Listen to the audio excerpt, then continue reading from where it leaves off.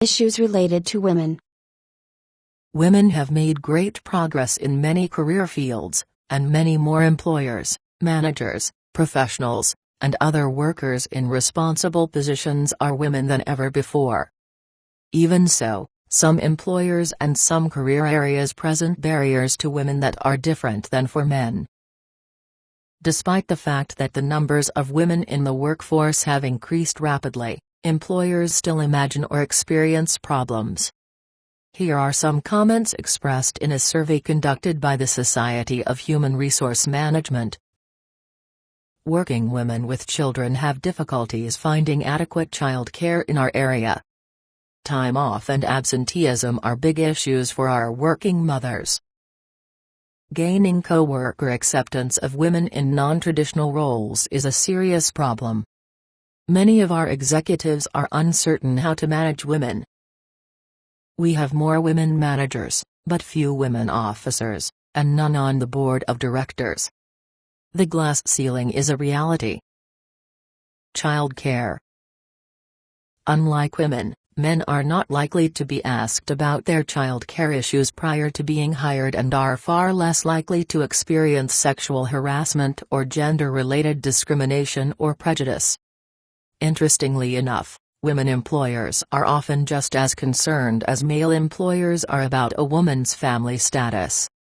Employers of both genders assume that a woman is more likely to have child-related problems and want to be certain that these problems will not become a work-related problem.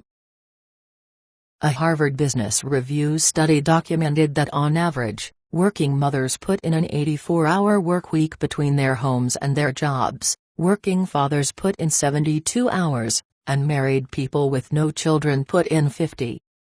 Those numbers are staggering. A mother essentially holds down 2 full-time jobs. In addition, the care of elderly parents generally falls on the shoulders of women in our country. For women with or likely to have children or elderly parents, the number one task is to assure the interviewer that they don't intend to abandon their families but do intend to devote the necessary time to the job. Again, handling questions about child care is simply a matter of turning the situation into a positive. Why not present your resourceful nature by giving an example of how you secured reliable child care?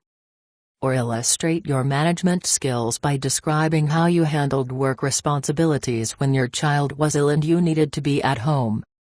Be prepared to back up your loyalty claims with actual numbers of days missed from previous jobs. Don't make the mistake of assuming that just because a woman interviews you, you don't need to bring up the child care issue. Even though she may be in the same boat herself, empathy rarely plays a role in landing you a position in a competitive job market. An interviewer's main focus is hiring someone who can do the job regardless of whether they are a man or a woman. Status issues. It seems almost laughable that with the number of women in today's workplace, some interviewers would still be uncertain how to manage women. However, sensational headlines of sexual harassment and discrimination have trickled down to all levels of an organization.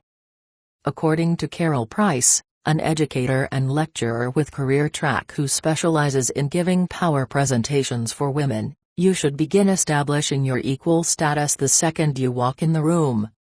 Once you do that, I really believe gender issues go away, she says. So how do you establish equal status without appearing like a militant on a mission? Another image of women that frightens employers. Simply look like you belong at the interview.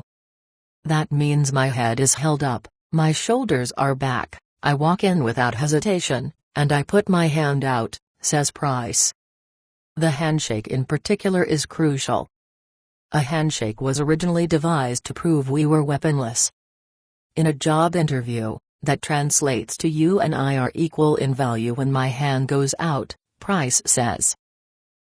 During the interview itself, do not complain about or even mention the lack of opportunity for women at your current or last job as the reason you are seeking new employment.